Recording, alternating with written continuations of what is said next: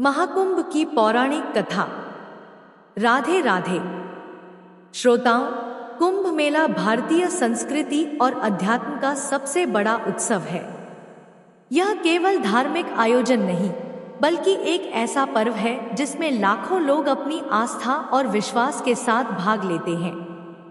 कुंभ मेले का आयोजन हर 12 वर्षों में 4 पवित्र स्थानों प्रयागराज, हरिद्वार, उज्जैन और नासिक पर होता है। इन स्थानों को पवित्र इसलिए माना जाता है क्योंकि यहाँ समुद्र मंथन से प्राप्त अमृत की बूंदें गिरी थी। कुंभ मेले की कथा का संबंध समुद्र मंथन से है। तो आइए जानते हैं क्या है कुंभ मेले का पौराणिक रहस्य। कुंभ मेला इतना विशाल और भव्य होता है कि अंतरिक्ष से भी देखा जा सकता है। लेकिन हमारे मन में यह सवाल जरूर उठता है कि यह इतना विशाल, भव्य और प्राचीन आयोजन आखिर कहां से शुरू हुआ होगा और इसके पीछे का इतिहास क्या है। क्या इसका उल्लेख भारतीय वेदों, पुराणों और धर्म ग्रंथों में मिलता है या फिर इसके पीछे कोई और गहरी और रहस्यमय कहानी छिपी है। और सबसे रोचक और आश्चर्य वाली बात यह है कि कुंभ के शाही स्नान का पहला अधिकार केवल नागा साधुओं को दिया जाता है, जबकि अन्य साधु संतों को उनके बाद स्नान करने का अवसर मिलता है। इस विशेष परंपरा के पीछे एक अद्भुत इतिहास छिपा है जो नागा साधुओं को इतना विशिष्ट और सम्माननीय बनाता है। महाकुंभ का आयोजन प्रयागराज के त्रिवेणी संगम पर होता है, जहां गंगा, यमुना और सरस्वती नदियों का संगम माना जाता है। लेकिन यहाँ केवल गंगा और यमुना ही दिखाई देती हैं। आखिर सरस्वती नदी क्यों नहीं दिखाई देती? तो क्या कलयुग में सरस्वती नदी अदृश्य हो गई? यह केवल एक धार्मिक मान्यता है या इसके पीछे कोई गहरा धार्मिक रहस्य या वैज्ञानिक रहस्य छिपा हुआ है? और प्रयागराज में स्थित अक्षवृत से अमर वृक्ष माना जाता है, जो सृष्टि के विकास और प्रलय का साक्षी रहा है। इसके पीछे का इतिहास और महत्व क्या है? 2025 के महाकुंभ में भारत के 13 प्रमुख अखाड़े हिस्सा लेने वाले हैं। अखाड़ों का इतिहास और उनका महत्व क्या है? इन सभी सवालों का जवाब और महाकुंभ के अनसुने रहस्यों को जानने के लिए हमारे साथ अंत तक जुड़े रहिए, क्योंकि यह केवल एक मेला नहीं, बल्कि आस्था, विश्वास और संस्कृति का संगम है। प्राचीन ग्रंथों में कुंभ मेले का स्पष्ट उल्लेख नहीं मिलता, फिर भी इसे भारत का सबसे बड़ा तीर्थ माना जाता है। यही नहीं, इसे यूनेस्को ने मानवता की सांस्कृतिक विरासत की सूची में भी शामिल किया है, जो इसकी ऐतिहासिक और सांस्कृतिक महत्व को दर्शाता है। कुंभ संस्कृत का ऐसा शब्द है जिसका अर्थ होता है कलश या घड़ा। लेकिन अब सवाल यह उठता है कि अगर कुंभ केवल पानी का घड़ा है तो यह इतना बड़ा और विश्व विख्यात त्योहार कैसे बन गया? श्रोताओं, इस वीडियो में हम आपको महाकुंभ के आरंभ से लेकर अभी तक की पूरी यात्रा के बारे में बताएंगे। कुंभ मेले के इतिहास को समझने के लिए हमें 2 प्रमुख पौराणिक कथाओं को जानना होगा जो इस पर्व की गहराई और महत्व को उजागर करती हैं। तो श्रोताओं, आइए सुनते हैं महाकुंभ मेले की पहली कथा। यह कथा सर्पों और गरुड़ देव के बीच की है, जो ऋषि कश्यप और उनकी 2 पत्नियों कद्रु और विंता से जुड़ी हुई है। कद्रु और विंता आपस में 2 बहनें थीं और ऋषि कश्यप की पत्नियां भी थीं। एक दिन कद्रु ने ऋषि कश्यप से वरदान मांगा कि उसे 1000 विषैले और शक्तिशाली पुत्र चाहिए। ऋषि कश्यप ने तथास्तु कहा और कद्रु को 1000 अंडे प्राप्त हुए। यह देखकर विंता ने भी वरदान मांगा कि भले ही उसके पुत्र कम हो, लेकिन वे कद्रु के पुत्रों से अधिक शक्तिशाली हों। ऋषि कश्यप ने उन्हें भी तथास्तु कहा और विंता को 2 बड़े अंडे प्राप्त हुए। समय बीतने के साथ साथ कद्रु के 1000 अंडे फूट गए और उनमें से सांप उत्पन्न हुए। उन सर्पों की मां कद्रु को माना गया। दूसरी ओर विंता के अंडे नहीं फूट रहे थे और उत्सुकता में उसने एक अंडा समय से पहले फोड़ दिया। उसमें से एक अधूरा जीव उत्पन्न हुआ, जिसका शरीर कमर तक ही विकसित हुआ था। वह जीव गुस्से में बोला, माँ, आपने मेरे साथ यह अन्याय किया है, लेकिन कृपया आप दूसरे अंडे के साथ ऐसा मत कीजिएगा। वह जीव उड़ गया और उसका नाम अरुण रखा गया। आगे चलकर वह सूर्यदेव का सारथी बना। एक दिन कद्रू और विंता ने सूर्यदेव के सफेद घोड़े को देखकर शर्त लगाई। विंता ने कहा कि यह घोड़ा पूरी तरह सफेद है, जबकि कद्रू ने कहा कि उसकी पूंछ काली है। यह शर्त उनकी प्रतिष्ठा पर आ गई और तय हुआ कि जो भी हार जाएगा उसे दासी बनना पड़ेगा। कद्रू ने अपने नाग पुत्रों से कहा कि वे सूक्ष्म रूप धारण कर घोड़े की पूंछ से चिपक जाएं, ताकि वह काली दिखाई दे। नागों ने ऐसा ही किया और कद्रू शर्त जीत गई। विंता को हार मानकर दासी बनना पड़ा। कुछ समय बाद विंता के दूसरे अंडे से एक शक्तिशाली जीव निकला, जिसका चेहरा गरुड़ पक्षी जैसा था और शरीर मनुष्य जैसा था। उसका नाम गरुड़ रखा गया। जब गरुड़ ने देखा कि उसकी मां विंता कद्रू और उनके 1000 सर्प पुत्रों की दासी बन चुकी है, तो उसने अपनी मां को मुक्त कराने का संकल्प लिया।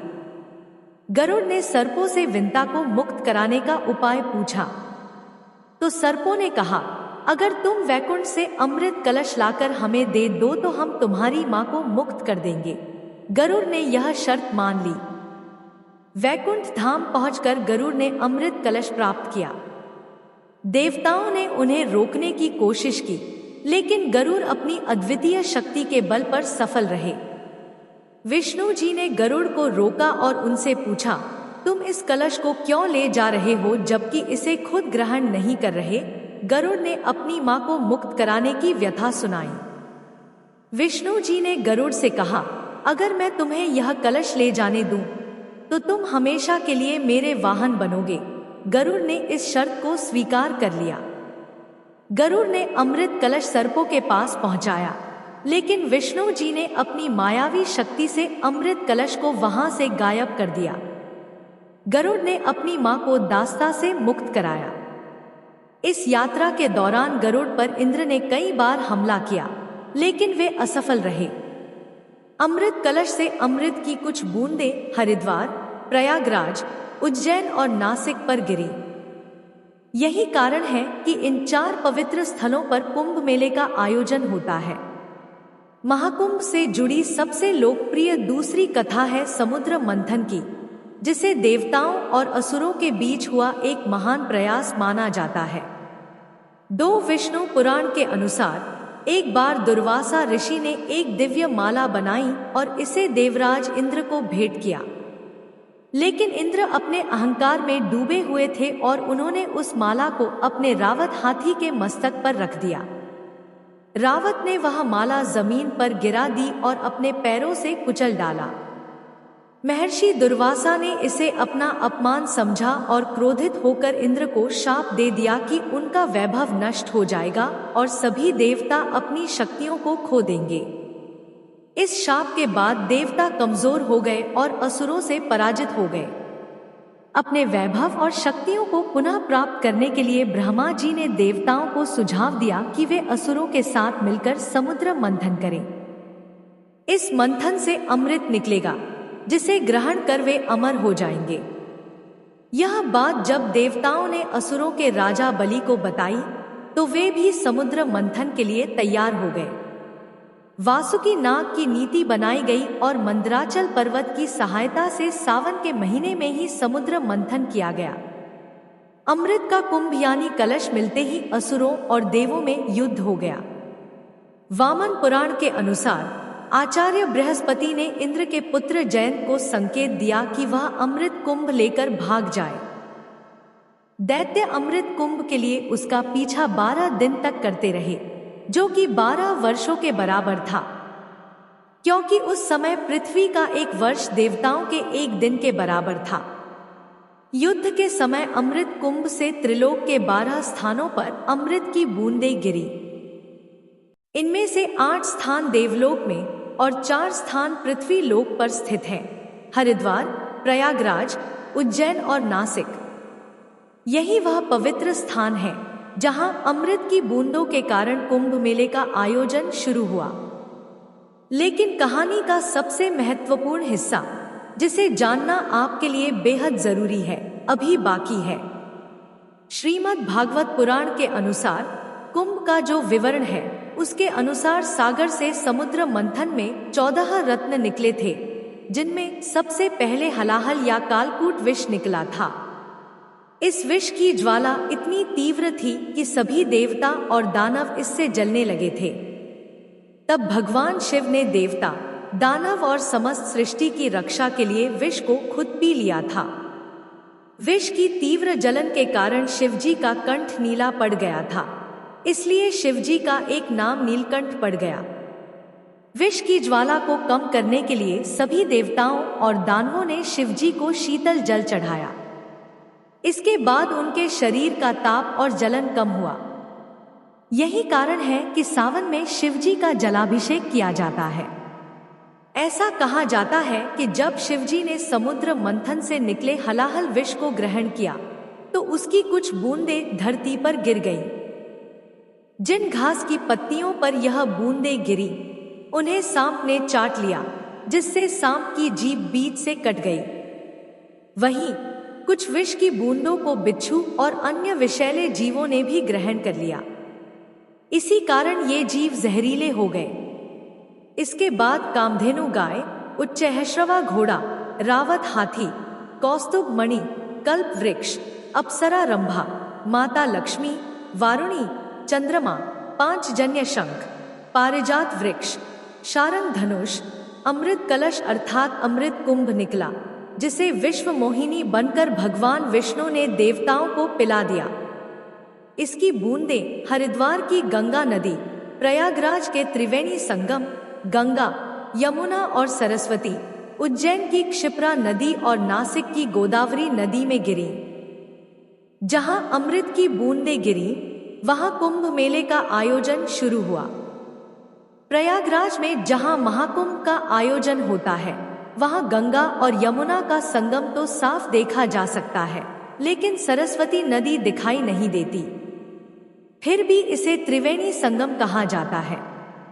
तो श्रोताओं, अब हम इस सवाल का जवाब जानेंगे कि सरस्वती नदी अदृश्य क्यों हो गई। इसके पीछे की वजह जानने के लिए हमें इतिहास और पौराणिक कथाओं में झांकना होगा। महाभारत के शल्य पर्व में सरस्वती नाम से नदियों का उल्लेख मिलता है। श्रीमद् भागवत पुराण में सरस्वती नदी के प्रवाह और उसके स्थानांतरण की एक रोचक कथा का वर्णन है। पुराणों के अनुसार प्राचीन काल में सरस्वती नदी स्वर्ण भूमि में बहा करती थी। कालांतर में इस भूमि का नाम स्वर्ण राष्ट्र हो गया और धीरे धीरे यह सौराष्ट्र कहलाने लगा। उस समय सौराष्ट्र का क्षेत्र प्राचीन मारवाड़ तक फैला हुआ था और सरस्वती नदी इसी भूमि से प्रवाहित होती थी। यहाँ नित्य सरस्वती की पूजा और अर्चना होती थी, लेकिन समय के साथ इस प्रदेश के लोग यवनों के संपर्क में आ गए और उनके आचार विचार को अपनाने लगे। इससे दुखी होकर सरस्वती जी ने ब्रह्मा जी से अनुमति मांगी और मारवाड़ एवं सौराष्ट्र छोड़कर प्रयाग में आकर वास करने लगी। कहा जाता है कि सरस्वती के यहाँ से चले जाने के बाद यह समृद्ध भूमि धीरे धीरे मरुस्थल में बदल गई और यही मरुस्थल आज राजस्थान के नाम से जाना जाता है। हाल ही में जैसलमेर जिले के मोहनगढ़ में बोरवेल की खुदाई के दौरान अचानक पानी का सैलाब बाहर निकल आया। पानी का प्रेशर इतना ज्यादा था कि लोग इसे देखकर अचंभित रह गए। अब इस घटना को लेकर चर्चा तेज हो गई है कि क्या यह प्राचीन सरस्वती नदी का पानी है, क्योंकि इतिहास के अनुसार सरस्वती नदी जो लुप्त हो गई थी, उसका रूट यहीं से होकर गुजरता था। ऋग्वेद में सरस्वती नदी को अन्वक्वती के रूप में वर्णित किया गया है। इसे समृद्धि और जल की देवी के रूप में पूजा जाता था। ऋग्वेद में बताया गया है कि सरस्वती नदी यमुना के पूर्व और सतलुज के पश्चिम में प्रवाहित होती थी। महाभारत में इस नदी को कई नामों से जाना गया है। सरस्वती नदी मरुस्थल में सूख गई थी। महाभारत के विवरणों में भी इसके विलुप्त होने का वर्णन है। यही वह नदी थी जिसके किनारे ब्रह्मावर्त और कुरुक्षेत्र जैसे प्राचीन स्थल बसे हुए थे। महाभारत में यह भी उल्लेख मिलता है कि बलराम ने द्वारका से मथुरा तक की यात्रा सरस्वती नदी के माध्यम से की थी। इसके अलावा यादवों के पार्थिव अवशेषों को इसी नदी में प्रवाहित किया गया था। इन विवरणों से यह स्पष्ट होता है कि सरस्वती एक विशाल और महत्वपूर्ण नदी थी, जो न केवल धार्मिक और सांस्कृतिक महत्व रखती थी, बल्कि यातायात और परिवहन के लिए भी उपयोगी थी। वैदिक काल में एक और नदी का उल्लेख मिलता है, जिसे दृशद्वती कहा जाता था। यह सरस्वती नदी की सहायक नदी थी और हरियाणा से होकर बहती थी। समय के साथ जब भीषण भूकंप और हरियाणा तथा राजस्थान की धरती के नीचे से पहाड़ ऊपर उठे, तो नदियों का बहाव बदल गया और दृशद्वती नदी ने अपनी दिशा बदल ली। आज इसे यमुना नदी के नाम से जाना जाता है। यह सरस्वती नदी के साथ मिलकर बहने लगी और इसी कारण प्रयागराज में 3 नदियों के संगम को त्रिवेणी संगम कहा जाता है। महर्षि वेदव्यास ने इसे तीर्थराज प्रयाग का नाम दिया, जो गंगा, यमुना और अदृश्य सरस्वती के संगम का पवित्र स्थल है।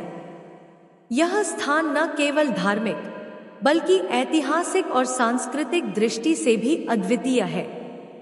प्राचीन ग्रंथों में कुंभ का अर्थ केवल एक साधारण कलश है, लेकिन यही साधारण शब्द दुनिया का सबसे बड़ा धर्म और संस्कृति का अमर प्रतीक बन गया। दरअसल कुंभ मेले का उल्लेख वैदिक ग्रंथों, सूत्र साहित्य, महाकाव्य, पुराण ग्रंथों, स्मृतियों या धर्मशास्त्रों में नहीं मिलता है। ऐतिहासिक किताबों में इसे माघ मेला या प्रयाग स्नान के नाम से जाना जाता है। कुंभ मेले में शाही स्नान का विशेष महत्व है। पवित्र नदियों में स्नान करना हिंदू मान्यताओं का अहम हिस्सा है। 2025 में कुंभ मेला प्रयागराज में आयोजित किया जा रहा है। इसकी शुरुआत 14 जनवरी 2025 को मकर संक्रांति से होगी और यह 25 अप्रैल 2025 तक चलेगा। इस दौरान करोड़ों श्रद्धालु संगम में स्नान करेंगे और मोक्ष की कामना करेंगे। कुंभ मेला 2025 न केवल एक धार्मिक आयोजन है, बल्कि यह आस्था, एकता और भारतीय संस्कृति का सबसे बड़ा पर्व है। यह हमें समुद्र मंथन की कथा से प्रेरणा लेकर संघर्ष और धैर्य का संदेश देता है। अगर आप आध्यात्मिकता की तलाश में हैं या भारतीय संस्कृति की गहराइयों को समझना चाहते हैं, तो कुंभ मेला 2025 में भाग लेना एक अद्भुत अनुभव होगा। आपको हमारी वीडियो पसंद आई हो तो चैनल को लाइक और सब्सक्राइब करें। धन्यवाद। राधे राधे।